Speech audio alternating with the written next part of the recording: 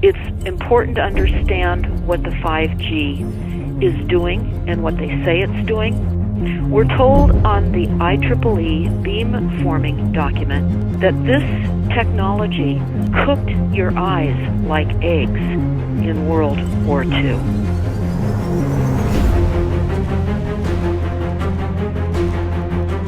And you all need to understand these are military weapons. These are assault frequencies. If you garner nothing more than that, that's what you need to know. It's microwave radiation warfare, is what this is.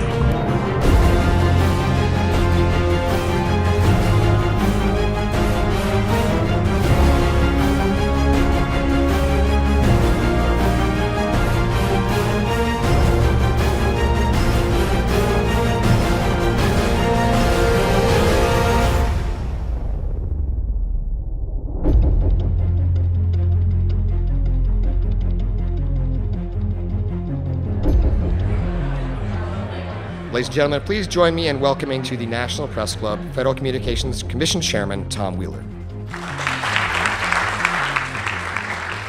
It's an honor to be here at the National Press Club. The first generation wireless, 1G, was voice. The second generation, 2G, allowed both talk and text. The third generation, 3G, the internet, in a limited way. And today's technology, 4G, completed that digital migration.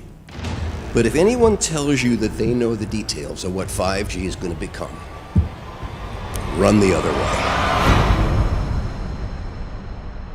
This video is brought to you by the number 5 and the letter G. And pretty soon, everything else will be too. I have to tell people 5G is a killer. I'm Mark Steele. Anybody who hasn't heard me, I'm a weapons systems head-up display expert, one of the leading experts in the world. I've actually brought cover in relation to this, and the reason I became an expert was because I invented them. What I'm going to say to you today, do not believe a single word I say. Not one. I want you to do your own research. You'll find it's absolutely terrifying. You got your body cam? Aye. Oh, good lad. Right, because I can talk to that. This 5G roll-up is a weapon system. I've got a letter in with central government because I know about weapon systems more than anything other. In Britain, in a place in the north of England called Gateshead, a scientist there called Mark Steele has been very publicly and actively warning people about the effects of LED streetlights, which he says in Gateshead are emitting now 5G. Right, what's the crack? Hey, lads. I'm just having a word with these Gateshead council workers about replacing these transmitters on these lights that are causing harm and assaulting the community. This is an existential threat to the economy, to the environment and humanity. If these transmitters are everywhere, then everyone's at risk, surely.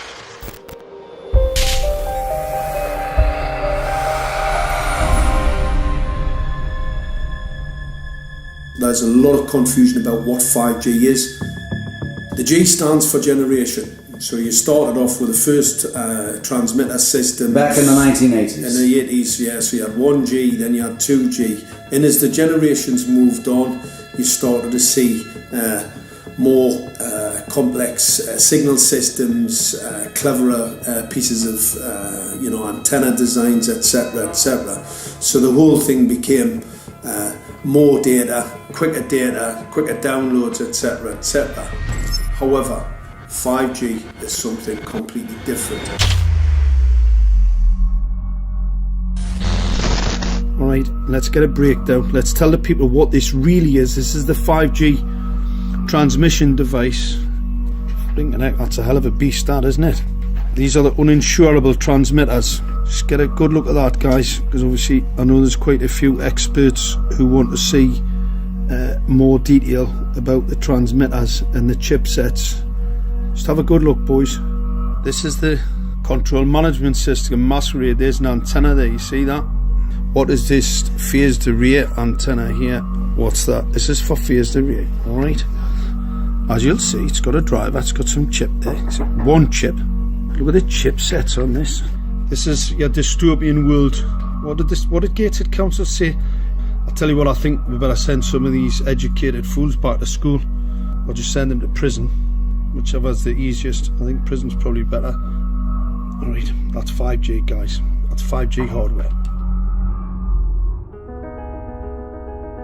You must consider the whole part played by electricity in nature. Human beings cannot go on developing in the same way in an atmosphere permeated on all sides by electric currents and radiations. It has an influence on the whole development of man. This life of men in the midst of electricity, notably radiant electricity, will presently affect them in such a way that they will no longer be able to understand the news which they receive so rapidly. The effect is to damp down their intelligence. Such effects are already seen today. Even today, you can notice how people understand the things that come to them with far greater difficulty than they did a few decades ago.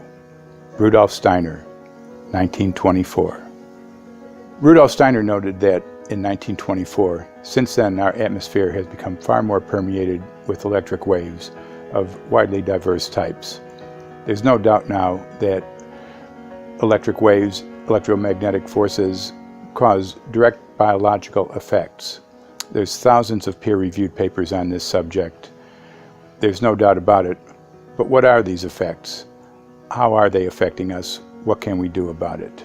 We're now at a stage where we're putting in what's called 5G, which is a special type of broadcast for high-density information transfers.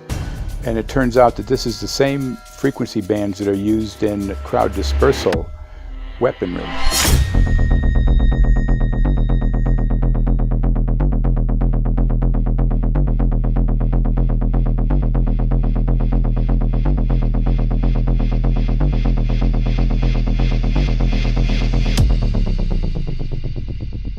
5G, first and foremost, is densification. So it's significantly more transmitters in close proximity to a human, and it is also a sophisticated, illegal, unlawful transmitter. What I mean by that is it is a high gain dielectric lens antenna, and what that allows 5G transmitters to do is to 3D map its environment in your home. The 868 megahertz frequency is specific for battlefield interrogation systems, so sub-gigahertz. It allows the signal to travel through concrete brickwork with ease, and it can actually data gather. It is a target acquiring system. Phased array is basically radar off the battlefield. It is extremely good at identifying targets and being able to lock onto targets.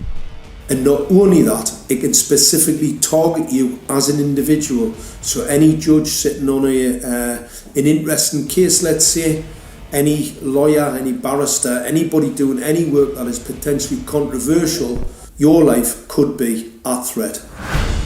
So the antenna design that you currently have on top of these LED streetlights, masquerading as a control management system, is basically battlefield interrogation equipment.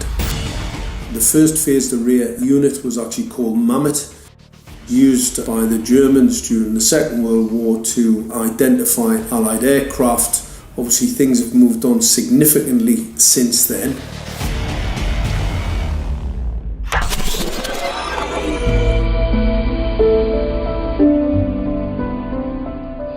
Well, I joined the Royal Navy in 1960, and I specialised in microwave warfare. Radar, obviously, which uses microwave, but they don't just teach you radar, they teach you all about microwaves and other uses. So I understood about microwave warfare and how it can damage people, how it can harm people. Microwaves then were used as weapons, as they are today. It is a perfect stealth weapon, and when governments don't like a group of people, For instance, the ladies who protest at Greenham Common in England about the American missile base they camped, they were microwaved. We microwaved Catholics in Northern Ireland to make them sick. It goes on all over the world, and it's a weapon that you don't know you're being targeted, because the dose is very, very low, which is actually more dangerous than a high dose. It's very, very low, and it may take a year or two, but you can cause neurological damage and cancers with low-level microwaves, and you can make all your opponents sick. It's a perfect weapon for a government. Our impulses are being redirected. We are living in an artificially induced state of consciousness that resembles sleep. Their intention to rule rests with the annihilation of consciousness. We have been lulled into a trance. They have made us indifferent to ourselves, to others. We are focused only on our own gain. Please understand, they are safe as long as they are not discovered. Keep us asleep, keep us selfish, keep us sedated. Almost immediately, I had neighbours knocking on the door, talking about children bleeding from the nose. I had images posted on Facebook. And one neighbour in particular came to my door and mentioned the fact that since the LED street lighting had been installed, she was bleeding from the nose every single night. I thought it was unbelievable. However, I spoke to another neighbour who lived not far from the first lady who mentioned this, and she also confirmed that since the LED street lighting had been installed, she also had started to develop nosebleeds and had never had nosebleeds before in her life. That then put me on a journey to investigate. I measured microwave radiation levels from the transmitters on top of the LED streetlights. The basic 868 megahertz, it was significantly higher than the current Council of Europe 1815 resolution, which is a maximum of 600 millivolts. I've measured up to over 3,000 millivolts. 5 to 6 times higher than the guidelines. Significantly higher than the current Council of Europe 1815 resolution, which states that 200 millivolts should be the maximum. The Bioinitiative report states that it should be significantly less than that. So we've got the Council of Europe, that's, you know, the international criminal courts are stating that, you know, the learned judges have said that 200 millivolts, and I'm measuring in bedrooms in Gateshead, minimum 600 and up to 4,000. Does this mean that in 2020, 2021, when 5G is destined to roll out globally, that you're going to get those kind of readings everywhere all the time? Everywhere all the time. Worse than that? Worse than that. Yes, 5G will connect the Internet of everything. If something can be connected, it will be connected in a 5G world. Hundreds of billions of microchips connected in products from pill bottles to plant waterers, requiring massive deployment of small cells. We won't wait for the standards. Now, to make this work, the 5G build-out is going to be very infrastructure intensive. We must reject the notion that the 5G future will be the sole provenance of urban areas. The 5G revolution will touch all corners, and that's damn important. The interconnected world of the future will be the result of decisions we must make today.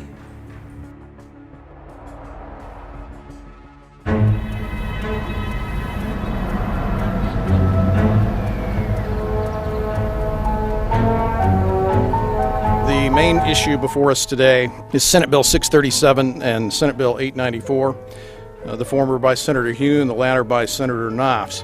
We're going to invite the first four witnesses in support of the legislation, and that would be John Jones with Sprint, David Lewis and Andy Emerson with AT&T, Neil Krevda with Verizon, and Frank Iacovetti Jr. with T-Mobile. So be straight with me. Is it true?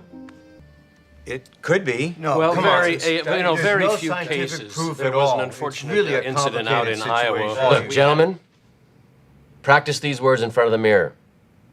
Although we are constantly exploring the subject, currently, there is no direct evidence that links cell phone usage to brain cancer.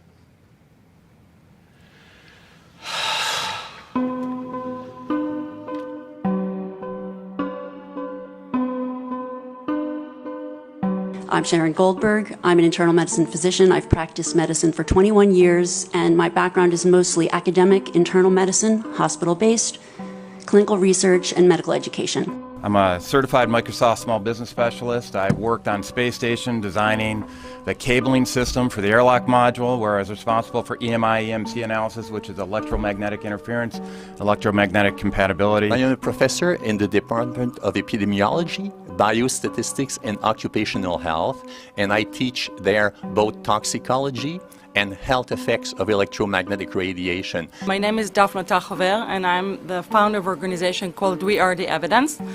We are an organization that represents the many adults and unfortunately many children who have become very sick from wireless technology radiation. There seems to be a couple false Easter eggs being put out there right now. I want to make sure we dispel that right off the gate. The effects of wireless on health scientifically are very, very clear. So it's always pushed back to the definition of an acceptable level of radiation. And that's what this is, by the way. This is about radiation. Wireless radiation has biological effects, period. My name is Dr. Angie Kolbeck.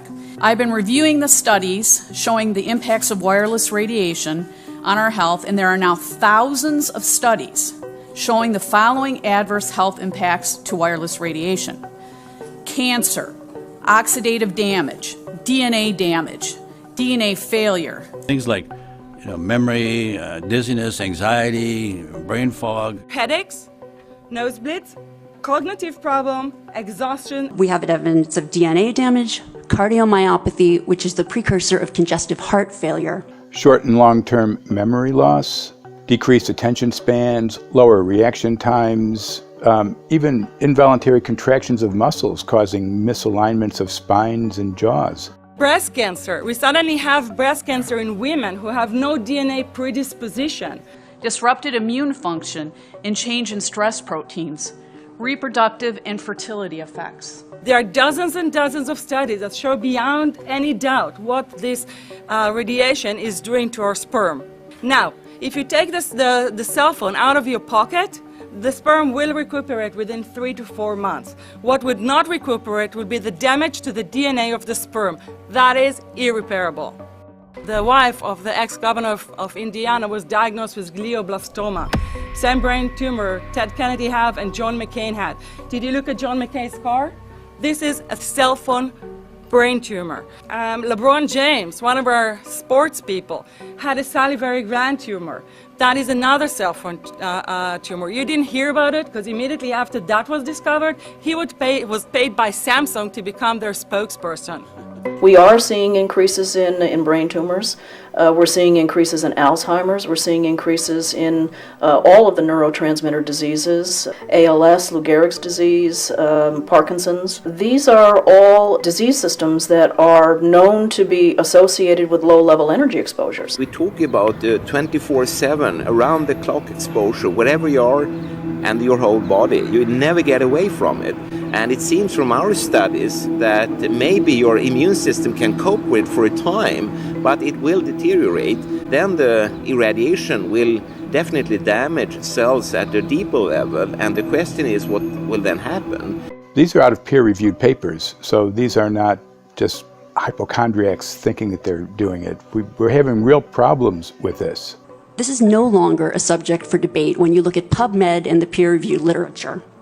These effects are seen in all life forms: plants, animals, insects, microbes. So 5G is not a conversation about whether or not these biological effects exist. They clearly do. There is scientifically evidence that is so strong that you can be certain that the standards used by the FCC to manage health effects are wrong. We need to start measuring how much radiation are people being exposed to. before we roll out 5G, there are 4 kinds of electromagnetic fields that we know are harmful to human health. So radio frequency radiation, magnetic fields, dirty electricity, and electric fields, okay? Our exposure, any given person, and all humans are affected by EMFs. What is our exposure in a day?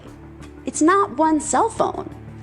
It's cell phones, it's multiple wireless networks, it's smart meters, it's cell towers. It's this sandwich, and it all adds up. The data we're going to look at are all published science, testing results, or public standards. At the bottom end of the radiation scale of what's called power density or signal strength is the minimum level at which cell phones will work, which was found to be 0.2 billionths of a microwatt per centimeter squared. Pine needles were found to age prematurely at 0.000027. At short-term exposures of 0.05, children aged 8 to 17 experienced headache, irritation, concentration difficulties, and behavioral problems. 0.1 is the biobiology or building biology guideline for extreme concern. 1.0 produced sperm DNA fragmentation and a decrease in sperm viability in vitro. Also at 1.0, the science shows the following bodily effects can occur: headaches, dizziness, fatigue, insomnia, chest pain, difficulty breathing, and indigestion. 2.5 saw altered calcium metabolism in heart muscle cells. 4.0, changes in the hippocampus affecting brain memory and learning. And at 6.0, DNA damage in cells. So, where are smart meters on this list? Electrical Power Institute in December 2010 measured a single Itron smart meter with pulses up to 7.93 microwatts per centimeter squared. Our own testing indicated approximately 8.0 with 1 meter. These tests are at a close distance, approximately 1 foot away from the meter, but an infant's crib could be just as close on the other side of the wall where the meter or bank of meters are installed. Even though there are all these known health effects at levels far lower, Switzerland, Liechtenstein, and Luxembourg see fit to set the standard at 9.5. And China, Poland, and Russia, 10.0. This is the same level at which behavior has been altered, producing reflexes of avoidance following 30-minute exposures. A room of 12 smart meters, very common and even a conservative number in an apartment building, tested at 19.8 microwatts per centimeter squared. This is hundreds of times higher than levels which clearly indicate harmful effects. So, how can utilities and governments get away with forcing these devices on everyone? This is how. In Canada and the US and several other civilized countries, the safety limit is set at 600 to 1,000 microwatts per centimeter squared. This so-called safety limit is literally tens of thousands of times higher than levels which are known to damage health according to peer-reviewed published science.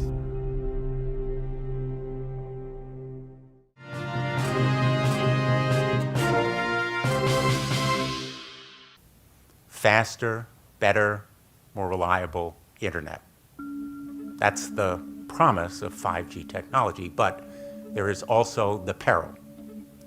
Health hazards associated with radio frequency that is higher also and requires more transmitters and antennas.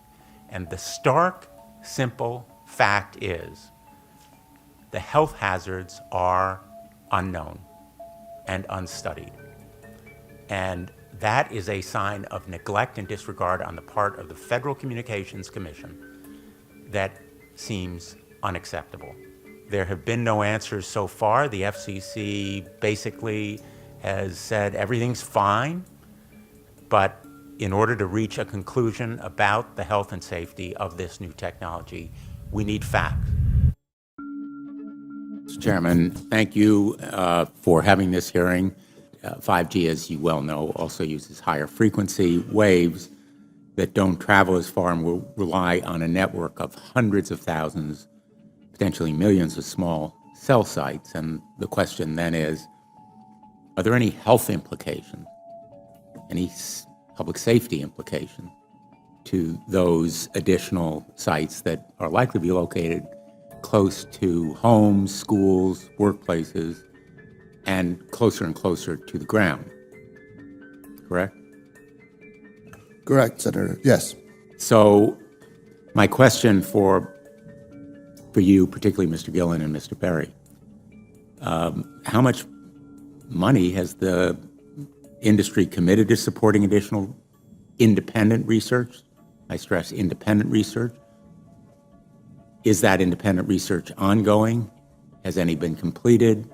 Where can consumers look for it? And we're talking about research on the biological effects of this new technology. Thank you, Senator. I think, thank you for your focus on the issue. Safety is paramount, and as you alluded to, we rely on the expert agencies, we rely on the findings of the FDA and others as to the requirements to keep all of us safe. There are no industry-backed studies, to my knowledge right now. Happy to visit with you as to what opportunities you think there needs to be more studies, and we're always for more science.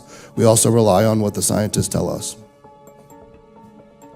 So essentially, the answer to my question, how much money? Zero. I can certainly follow up with you, Senator. To my knowledge, there's no active studies being backed by industry today. Anybody else know of industry commitments to back research, fund it, support it, to ascertain scientifically the health effect? No, I'm not aware of any. So there really is no research ongoing. We're kind of flying blind here, so far as health and safety is concerned. Thank you, Mr. Chairman.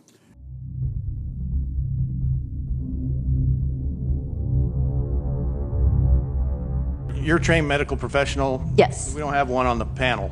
What are we to make with of the American Cancer Society, for example, telling us there's no evidence of harmful product? Many of these organizations have conflicts of interest. Very briefly, if you can, what do you mean by conflict of interest? One of the first things that you teach residents is that you always have to look at the funding. There's a tremendous amount of sponsored research by people who are hired to do studies to find no effect.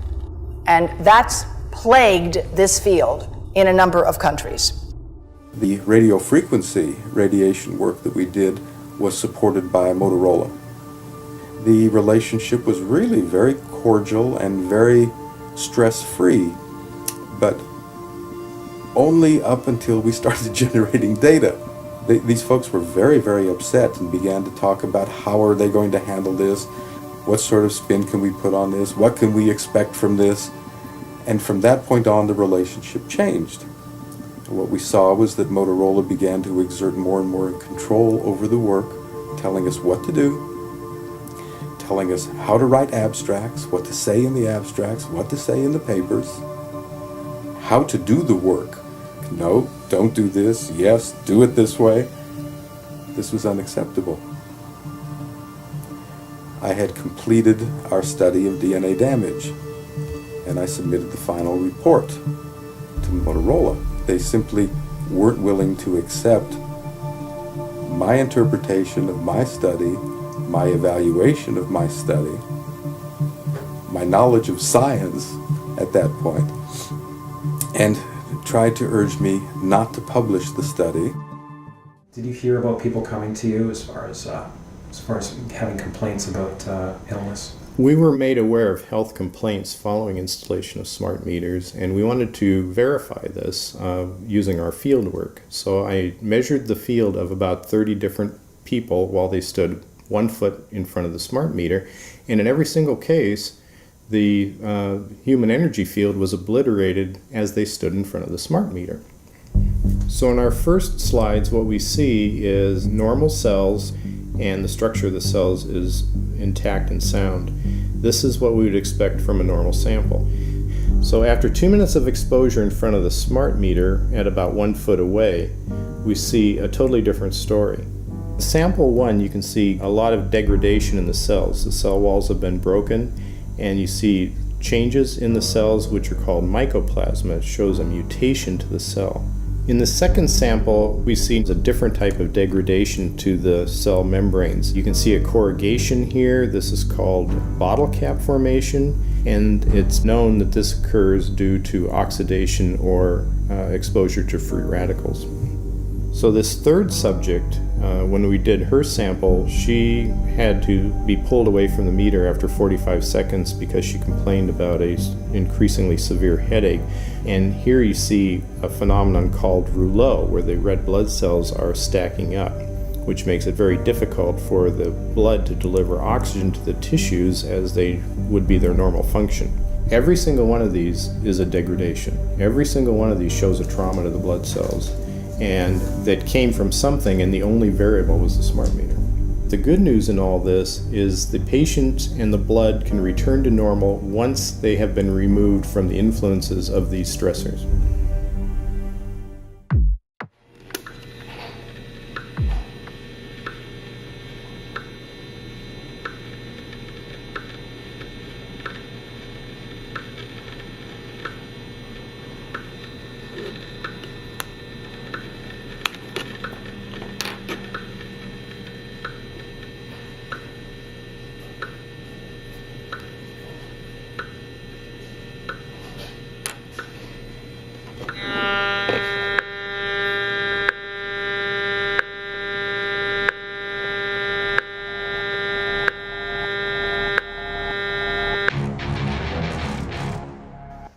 Some of the effects that we can look at, well, one thing is just our regular Wi-Fi, 2.4 gigahertz. That's in the same range as microwave ovens, which are also called radar ranges, because that is radar. 2.4 gigahertz is interesting. It's not the peak absorption rate in water for microwave frequencies, but it's at a point where it allows full penetration, because if it came in at the peak, it would prevent the insides from getting warm. So that's with basic Wi-Fi. Now when we look at 5G, 60 gigahertz, this is what they call active dispersal sort of weaponry, just to keep people back. It burns the skin. It doesn't penetrate, but 60 gigahertz is the frequency of oxygen molecule absorption. Since they have electrons that they share with each other, what we breathe is actually O2, pair of oxygen. So being bombarded with 60 gigahertz could very well impair our oxygen absorption rate in our body, and thereby the whole basis of our living system. Martin Pall says, putting tens of millions of 5G antennas without a single biological test of safety has to be about the stupidest idea anyone has had in the history of the world. So assessing all this, we have experts in various fields: military EMF weaponry, biological effects on humans, firefighters that are getting cognitive impairment by being there in them, countries that are banning these sort of technologies around schools because of the impairment to cognitive. Let's weigh that up in light of what Rudolf Steiner said in 1924 about just mere radio causing the impairment of cognitive functions on people, that they can receive news from around the world, but they can't understand it as well because of the effect of the electricity. We have to say, something smells sinister here. With the 5th generation, it's actually a whole new ballgame. It's not using the same technology. They're switching to military-grade millimeter wave technology. And when you look at this technology, I mean, if you go and look at DARPA reports, come and look at some of the patents that the United States military has put out on what they can do with psychological weapons, all sorts of things, crowd control, active denial, anything you can think of, this is what they can do with 5G. So any type of military application you can think of which has an electromagnetic base, they can do with 5G. And they're putting this out blanket across the population. Ladies and gentlemen, the President of the United States. Good evening, my fellow Americans. In the councils of government, we must guard against the acquisition of unwarranted influence, whether sought or unsought, by the military-industrial complex. The potential for the disastrous rise of misplaced power exists and will persist. We must never let the weight of this combination endanger our liberties or democratic processes.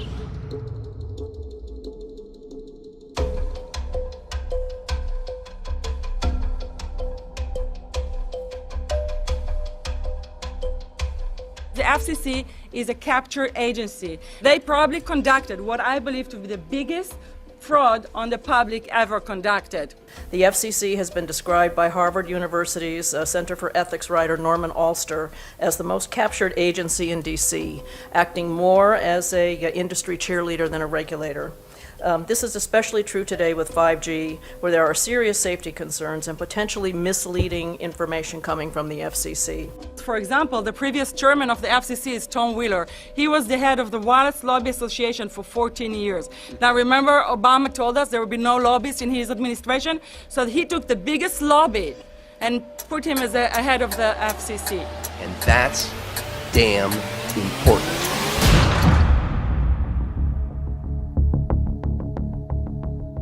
In 1993, the FCC started a rulemaking to adopt the IEEE regulations on this issue.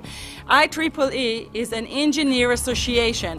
Why is it that we adopt regulation of engineers who maybe know how to measure this radiation when it's passing a wall, but not when it's passing a body? All our health agencies objected it, saying that it makes no sense to adopt engineer association, that they had not even one biomedical person on their team. They are effectively indemnified against adverse health impact lawsuits when the acceptable limits are higher than the limits actually shown to show harmful health effects. The FCC guidelines were developed for short-term exposures, 6 minutes, 30 minutes, depending on it's a phone or an outdoor exposure. And they have absolutely no connection to the biological effects that have been very clearly summarized in the Bio Initiative. So as you can see, there's a number of individuals in this room today that have serious concerns about this as regards to their health. If one of your companies decides to put one of these small cells up at a pole that's within, say, 50 feet of one of their houses, what recourse do they have to say, is there a way to move it somewhere else? There's language in the bill so that the authority can require the applicant to come forth with certification of compliance with the FCC's rules related to radio frequency emission. Remember that denial of request or denial permit request that you can put in? It's going to point back to the acceptable levels as determined by the FCC. Not the EPA or not the CDC, the ones who usually take care of health concerns, but by the FCC, which is staffed by former members of the telecommunication industry. That's the fox guarding the hen house. It's a fact that most insurance companies will not indemnify against EMF effects. Telecom companies around the world are warning their investors of potential major costs due to real or alleged risks of EMF pollution from their products. Interestingly enough, they're warning their investors, but they're not telling their customers. They're basically keeping it quiet because that's where their money comes from. So we're using technology that could be very potentially harmful to us, and the investors know it. But their only worry is that they might lose money, not that our health might be affected. First of all, I think what you should really think about is why is it that they're not insured? It's not that they chose to be self-insured. They actually rejected by the insurance company from being insured because they understand the risk.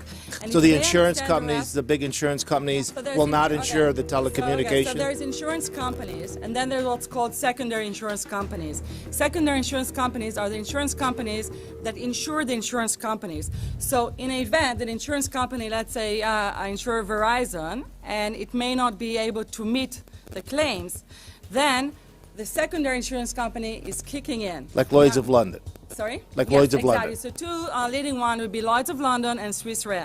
Both told the insurance company not to insure the wireless industry, and this is why they're not insured. And that should give you a hint. Now, this is exactly why they have to prevent a health lawsuit. And how do they prevent lawsuit? That goes back to Section 704.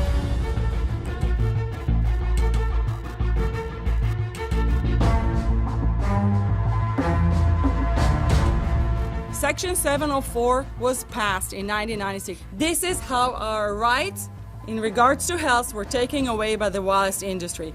What this legislation did, it gave the power to regulate the health effects of wireless technology to the FCC. FCC is a spectrum auctioning agency. It's not a health agency. They don't even have one biomedical person on their team. And then the other thing that Section 704 did, It actually took the power from the states to regulate location of cell towers based on health. And what does it mean? It means that if they want to put a cell tower in front of your home, you cannot go to your city council and say, hey, stop, I don't want it. I just heard in a lecture that there are 10,000 studies proving that it's harmful. I don't want it. My child is sick. They will tell you, stop. You're not allowed to mention this in the city council because Section 704 says that if you will, and if the application will be rejected, the city will be sued, can be sued by the wireless industry.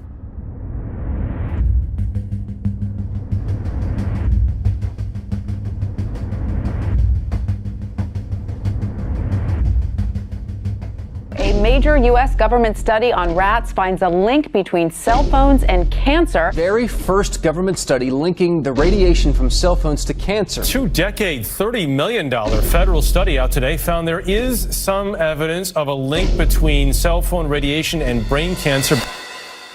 Professor, what is the NDP? I've heard that study several times. NDP is what? So it's a $25 million study on rats and mice that was supposed to demonstrate that there were no effects of radiation below thermal. And in fact, it demonstrated exactly the opposite.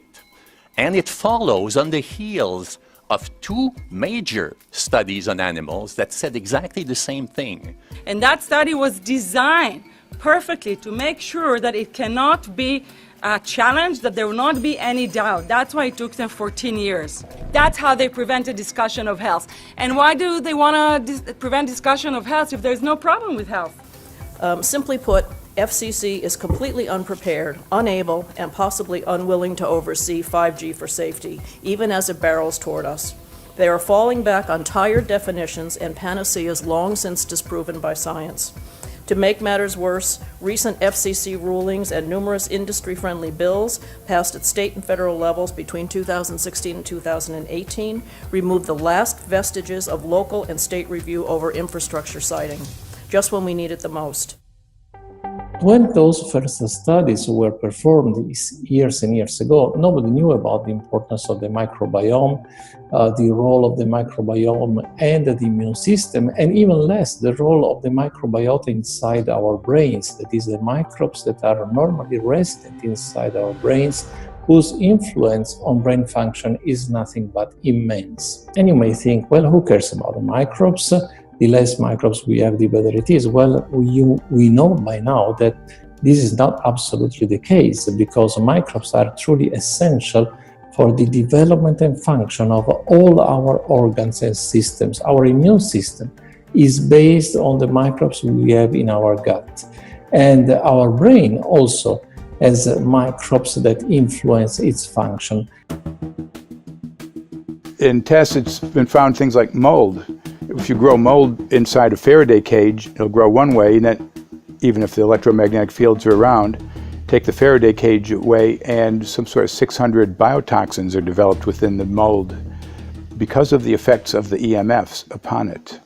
Electromagnetic fields, even of weak quality, have an effect upon our microbiome, which is really essential to our whole being. This is going to eviscerate microbial DNA inside human beings, which is our effective operating system, number one. So it may not impact human DNA in laboratory experiments right now, and they're saying it doesn't impact human DNA. But given that human DNA is less than 1% of the cellular DNA in the human body, the rest of the cellular DNA is microbial, and we know that this will eviscerate microbial DNA. So we're talking about a takedown of the operating system of human beings. Exactly. I couldn't have put it better myself.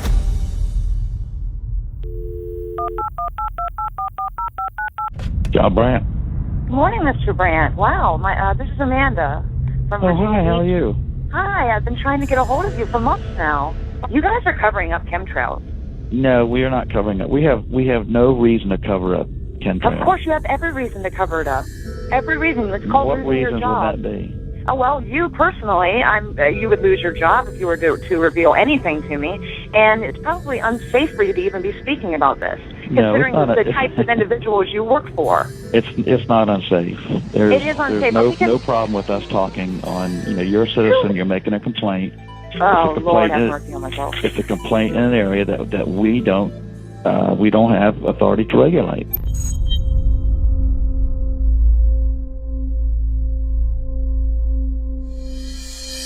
So the connection between chemtrails and 5G.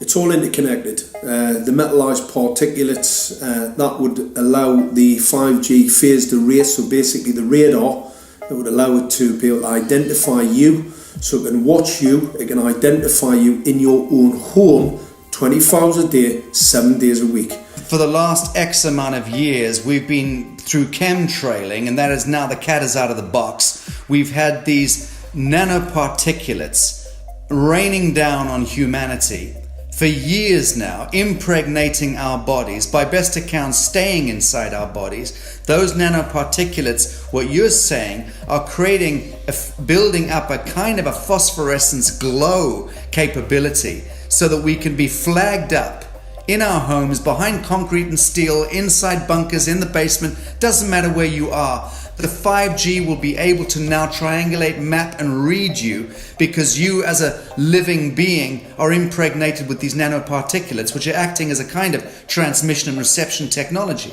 It's exactly, absolutely exactly. You have to consider that DNA also works as a fractal antenna, which is able to send and receive and also to process signals under the form of radio frequencies. Well, then there is no doubt that artificial radio frequencies, such as those of cell towers, and in particular these new types of towers that have a much higher density of signals, they may somehow interfere with the ability of DNA to retain and transmit biological signals. So this is one level of danger that very few biologists are aware of. How much effort was put forward to address this, what most of these people are, or many of these people are here for, which are the health concerns? Was there any dialogue back and forth? Was there any working, was there many studies evaluated to look at regarding this area? Maybe not every person that has concerns on the legislation was brought to the table. Okay, so from your perspective, you feel that there was a legitimate amount of time to evaluate the data that the opposition would have on this? Absolutely, and I wouldn't put forth something that I didn't believe in. And I'll tell you, as I mentioned earlier, and it's been commented several times amongst the panel here, this is truly an economic development issue. Our 3-year-old, again at home, is outraged when we pull out the driveway and he's not able to access Wi-Fi.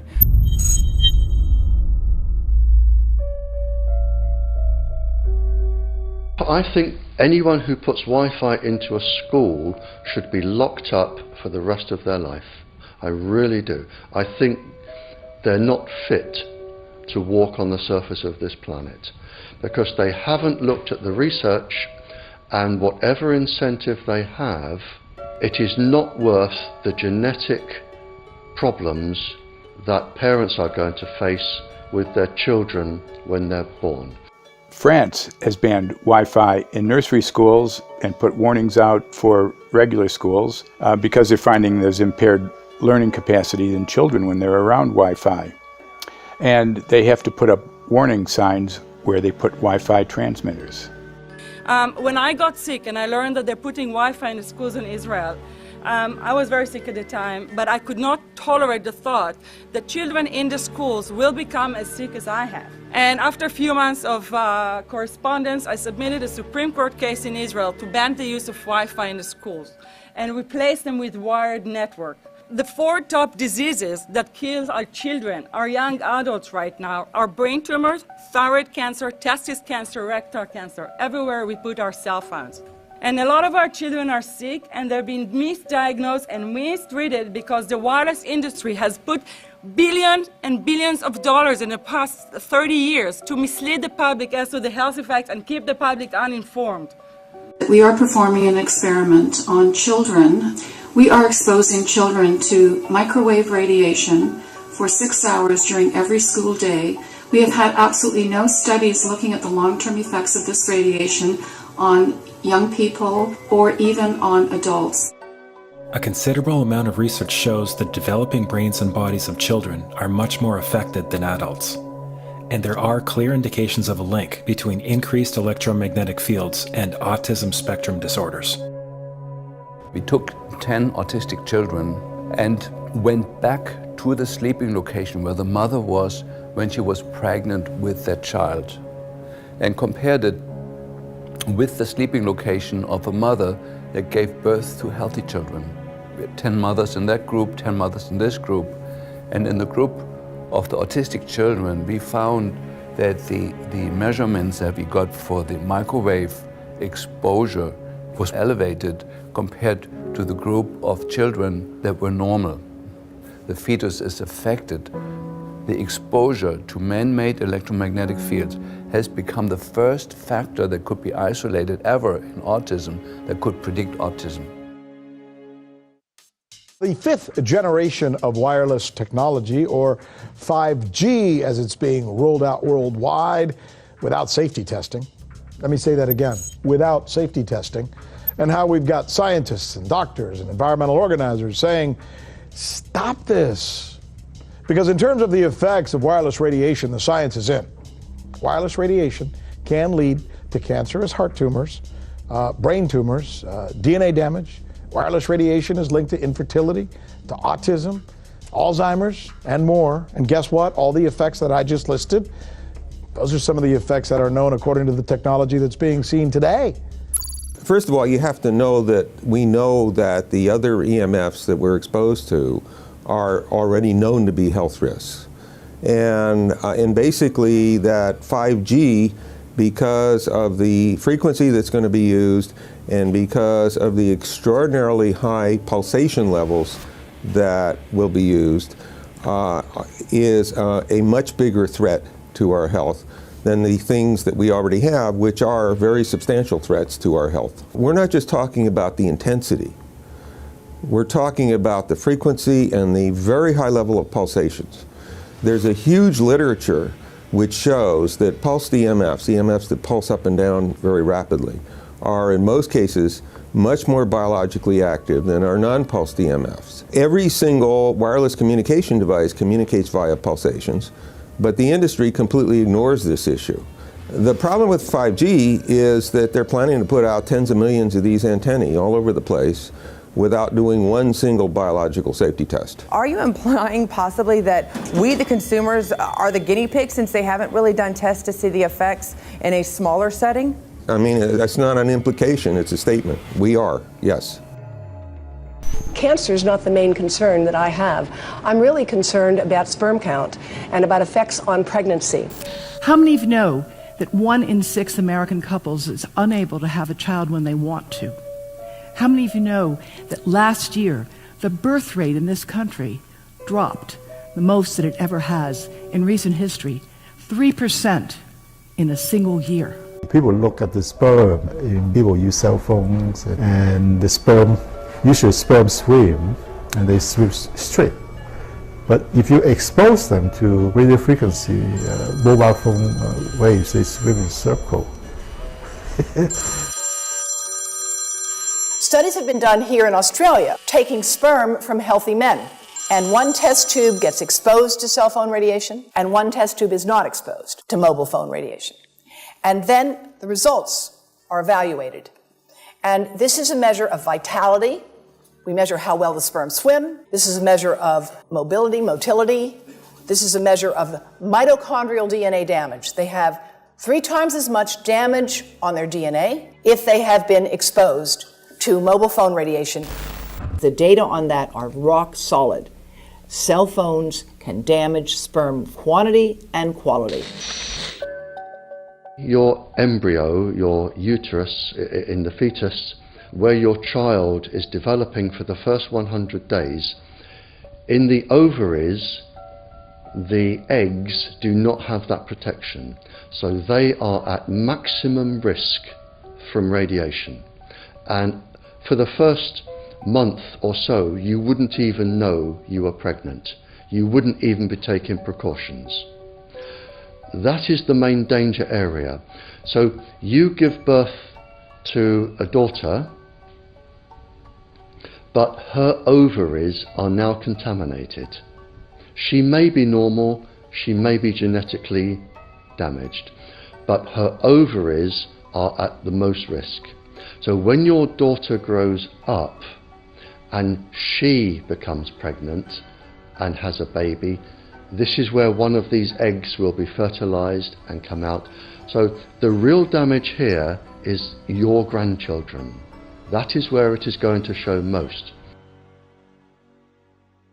Do you think that there is a chance that within the third generation of females, they may be irreversibly sterile?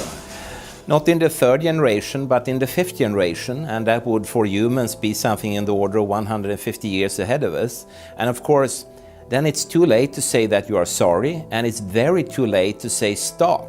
There is a wealth of papers. I mean, we're talking about thousands of published papers in the scientific literature, few of which, or sometimes none of which, have entered the official documentations from authorities and likewise. So I think it's really time to have an independent compilation of data. Such was done at August 31st, 2007 in the form of the Bioinitiative report, of which I was one of the authors. And then we put together approximately 2,000 scientific references on a little bit more than 600 pages, clearly saying that if you, for instance, if you are a rat or a mouse or a cell or a molecule, you should definitely not allow yourself to be exposed to this. And in the meantime, we have this full-scale experiment using our own kids. One interesting case, John Patterson, he was a telecommunications engineer in Sydney, Australia. Very brilliant man. For 20 years, John tested Telstra digital systems. Over the time, he realised the dangers of electromagnetic radiation. It disrupts the bioelectric system of your body, which is really your brain, your nervous system, how your muscles talk. And he tried warning of these effects through different agencies, through his company. Got all the test gear out and measured it and drew up a report, and I was immediately removed from service. Finally, in 2007, he took matters into his own hand. He commandeered a used British Army tank and went and destroyed 6 cell phone towers in Sydney, Australia, because he wanted to stop this. He was trying to make a point. The message was that how dangerous it was. You know, these people were elected by us to manage our infrastructure in a responsible manner. That is the sole purpose of government if it's going to exist at all. And if it doesn't do that, then it has no right. It is invalid. So we need to pull this infrastructure down. We really do. But in order to do that, I mean, we can't just be some violent domestic terrorist. You've got to bring this awareness to the people that these towers are doing them damage. You don't need bandwidth that fast. And they're not doing it so you can download movies quickly. They're doing it so they can track every single thing you do and bring in this social crediting system to control even everything you think.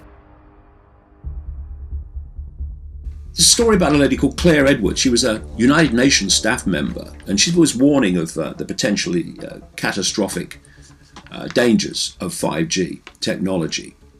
I took the issue to the UN Secretary General, Antonio Guterres. He is a physicist and electrical engineer, and lectured on telecommunication signals early in his career, yet asserted to me that he knew nothing about the dangers of 5G. Current public exposure levels are at least 1 quintillion, that's 18 zeros, 1 quintillion times above natural background radiation, according to Professor Olle Johansson of the Karolinska Institute in Sweden.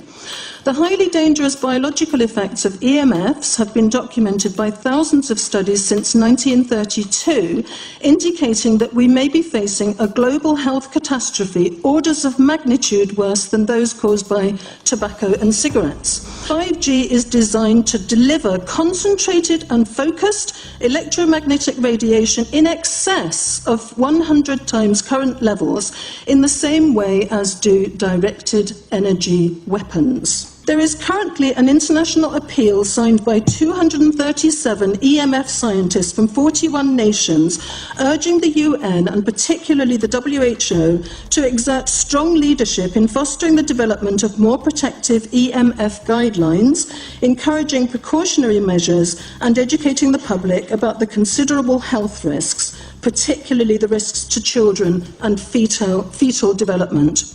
Sorry, because we are talking with someone that is a little bit ignorant on these things. We're talking to the Wi-Fi systems. I become worried because I put those devices in my house. I will have to, I confess my ignorance on this. We will have to, but I'm going to raise this with WHO, which I think is the organization that might be able to deal with it properly, because I must confess I was not aware of that danger.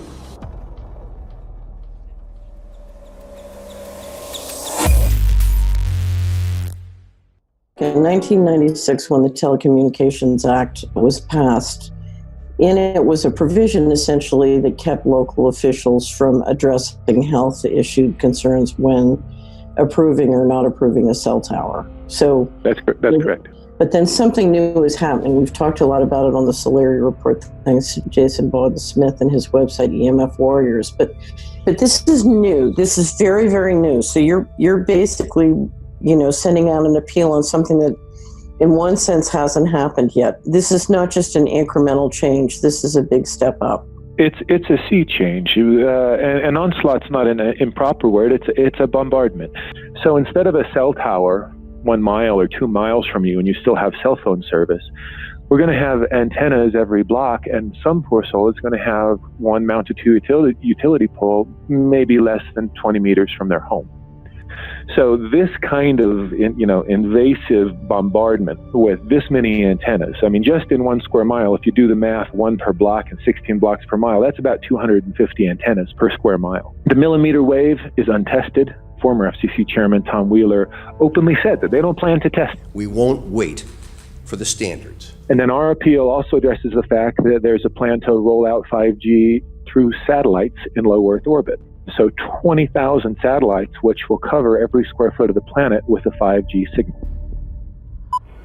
6, 5, 4, 3, 2, 1. Night after night, politicians and other leaders were telling Americans that Sputnik revealed that we were at great risk. Not just our pride, but our security is at stake. If Russia wins dominance of this completely new area, well, I think the consequences are fairly plain. Probable Soviet world domination. We choose to go to the moon in this decade and do the other things, not because they are easy, but because they are hard. Because that challenge is one that we're willing to accept, one we are unwilling to postpone, and one we intend to win. Welcome, everybody, to the White House. This is White House 5G Summit. My name is Justin Clark. I'm the Director of Public Liaison, and we are thrilled to have you here today. Really happy to be joined by a lot of leaders in industry, members of Congress and the Senate, White House leaders on this, and people from the FCC. Before we start, one, we are government, so don't assume we know anything, okay? I do agree, I don't know anything. I have become accustomed to giving speeches in my new position on subjects about which I frankly know very little, and we need more cell towers and connections in Connecticut, my home state. It's ridiculous. The U.S. is in the lead thanks to our private sector as well as the work of the FCC and this administration overall. But China and South Korea and many other countries are eager to claim this mantle. We have every intention to deploy 5G first and reap the benefits of faster and more robust wireless. Yes, I hope we beat China, of course. And get to gigabit speeds and low latency, and the race has begun. Let there be no mistake. The race to 5G is a sprint. Winning the global race to 5G, it's a national priority. We must bear in mind the national security implications of winning the race on 5G. Today we're talking about the importance of being first in 5G, continued commitment to putting America first in the race to 5G. We're calling it America First, 5G First. Well, our strategy is called the 5G FAST Plan, a plan to facilitate America's superiority in 5G technology. Connected devices for health applications, which I love, has the capacity to make people healthier, as I understand it, a lot of medical applications. Industry is not asking the government for money to build 5G networks. They're asking us to cut the red tape that surrounds infrastructure deployment. We cannot let today's red tape strangle the 5G future. The red tape slows and sometimes stops the building of densified network facilities necessary for 5G. As we continue our efforts to keep government out of the way, so that America can continue its leadership for America to win the race to 5G. One path is the government regulatory path. The other path is the private enterprise free market, gales of creative destruction Schumpeter path. Have you ever heard that? Gales of creative destruction? It just means let it rip. The new replaces the old. With 5G, we're on the cusp of another era of American innovation. It means an even more connected world for everyone around us, unlocking the potential of the Internet of Things to become safer, healthier, and more sustainable for our future. You know, sometimes, look, we all believe in the 10th Amendment, but sometimes you have to override it.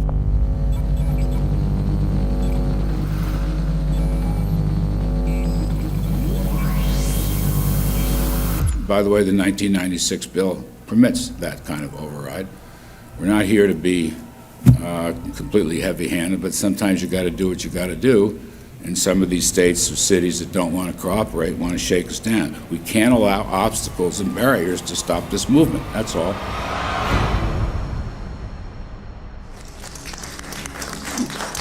And this happened in Canada. I mean, there were some activists I was working with up there that said, well, you know, we won a victory. We got the Public Utilities Commission to allow us to opt out. And I said, boy, that's divide and conquer. They just got rid of the people that were raising hell. So, you know, that's not the answer. We need to opt out everybody. An opt-out is an agreement to pay to not be harmed. An opt-out is volunteering into extortion. An opt-out says that if I don't pay you, you have the right to harm me. So that doesn't work. This is a mandate. This is being pushed down your throat by a company that is not responsive, by a government that is not responsible, and it's being done in a collusion that's designed to undermine the individual rights of individual people in communities across the country and around the world. The Minister for the Environment has a duty. His duty is primarily to ensure that there is cleaner, better, healthier environment for people in this country. It's a simple duty. He also has a responsibility in regard to science and innovation to make sure that that happens. What seems to be happening here, in fact one could say undoubtedly happening here, is he's using science and innovation to ensure that our right to life is threatened. There have been no public debates. There is no public discourse. There are no public disclosures as to why, when, how, what is going on in regard to 5G. That by itself is a breach of ministerial responsibility, and one which we really should look at in terms of a private prosecution against the ministers who have failed to protect our right to life. Okay, smart technology, smart meters, smart cars, not that smart, huh? What does smart mean? Anything that has smart attached to it, secret militarised armaments in residential technology. That's where smart came from. And smart, every bit of technology that you see today has all been developed for either some type of battlefield, some type of intelligence gathering system, and obviously these developments have to be commercialised, and people have actually took them into their homes. The definition of a smart grid is a wireless system that will fundamentally turn every single appliance in your home into the equivalent of a transmitting cell phone. That's every computer, every television, every furnace, every air conditioner, every coffee machine, every printer, every single appliance that you have in your house will eventually, in a smart grid, have an antenna that's embedded into it that will transmit your usage data to a smart meter on the outside of your home that will then transmit your usage data to another tower receiving that usage signal that will then go to the utility company for supposedly billing purposes. Not all signals will just be about your individual use. There will be aggregate meters that will bounce signal from house to house to house within a neighborhood that will then accumulate all of the usage data that will transmit that to the utility company. Now, what that will do is that the end metering system that is transmitting all of that data will be firing an RF signal at many, many times a second, which will increase the average homeowner's radio frequency radiation exposure exponentially. This picture shows some aphids on the leaf of an orange tree shortly after radar equipment was installed at a nearby airport a number of years ago. I noticed that every few seconds, all the aphids would tense up in unison and do sort of a little dance, as you see in the picture. Upon further investigation, I found that the interval of time between the activity of each dance coincided exactly with the rotation of the radar rotor device at the airport, which was a distance of approximately 14 miles. The antenna arrays create this steerable beam, which helps concentrate the energy. The beams get pointed at the user. What's a MIMO tank? Massive in, massive out. British government have got a plan to roll 400,000 out. This is so that you've got 5G in every nook and cranny, every part of the countryside, so that you can have autonomous tractors, believe it or not. However, those transmitters, these are radar. It is phased array radar. Though that radar signal sweeping the countryside will kill every pollinator, every biological structure, it will sterilise livestock, it will kill the ground, so consequently land won't have a value, obviously farmers will die, the community will be under attack. If we can't produce food, if we kill all the pollinators, we're in serious trouble.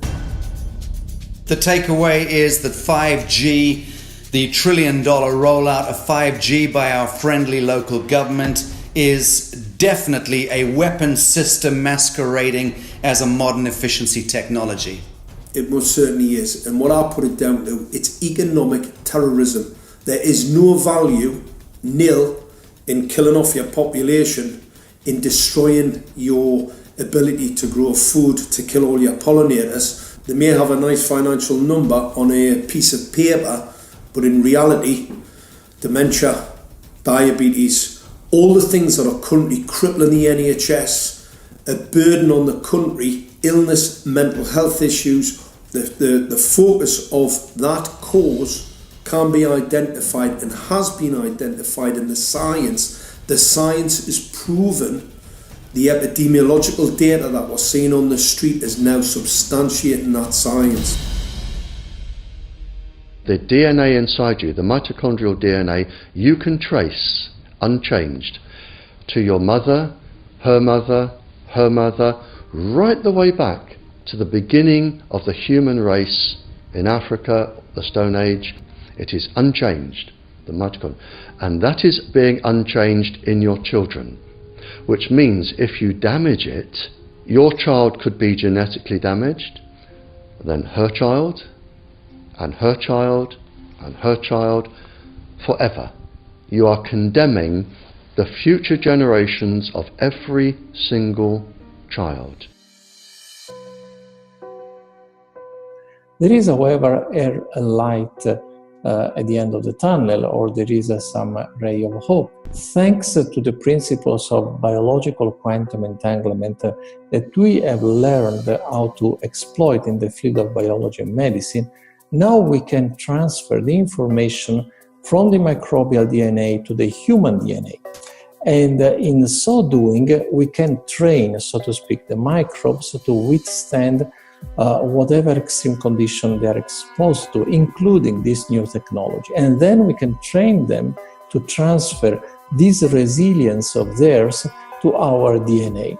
So let's say that there are good reasons to be worried about the introduction of these new technologies, but fortunately, since the knowledge in the field of quantum biology, in the field of microbiome medicine is advancing as fast as potentially harmful technology, then we can exploit this knowledge to protect ourselves from any real potential or perceived danger from these new technologies. I've met with molecular and cellular biologists, with blood microscopists, with weapons development experts, frontline activists and researchers, and all the stories I'm hearing from these experts and pundits leads to the same thing. 5G is almost certainly the end game. It is an extinction event brought into our homes, into our classrooms, onto the high street, into the very cells and DNA in our human bodies. It is such a perilous threat that it is almost impossible to imagine, let alone describe. When the 5G signature goes live, it will tap into a multitude of satellites which are in geosat orbit around the surface of the Earth. Millions of surface antennas will pick up that signaling and will then scatter the signaling into hundreds and hundreds of millions of different micro antenna systems set up on street lamps and even in your home, which you're not aware of incidentally. The LED light bulbs in your home invariably contain the micro or nanotech lens flare capacitors which will receive the 5G signaling, and it will proliferate the 5G signaling everywhere by exploding the signal into billions of photons which will target everything all at the same time. This is stealth technology. This is invisible science. But what it means in simple terms is that you will be flagged up, visible, trackable inside your own home. Anywhere you move on the surface of the Earth, they will have a lock and load tracking capability over you. You will be visible to invisible masters, each one of us, all the time. Today, our governments and the corporate sector have managed somehow to infiltrate the mainframe of our civilization and are pushing through a $20 trillion infrastructural rollout without any, and I mean without any, health science running behind it. There have been no tests. Your government and your health authorities are either in collusion on this matter of genocide and ecocide, or they're just damned stupid, and I would suggest it is the latter. Shame on the technologists and the electricians who are furthering this technology in our homes, in our offices, in our streets. Shame on the legislators and the parliamentarians and the troglodytes and bureaucrats that proliferate our society today. Shame on that echelon for putting their signatures to contracts which allow the fast tracking of this technology into our homes and onto our high streets. Shame on the parliamentarians and international leadership whose wet ink signatures and seals of office are sanctioning and permissioning the rollout of something which is arguably the greatest threat to humankind. Shame on each one of us who now fail to get up out of our homes, walk out of our front doors, and challenge every so-called authority who dares to violate our bodies, our homes, and our future generations.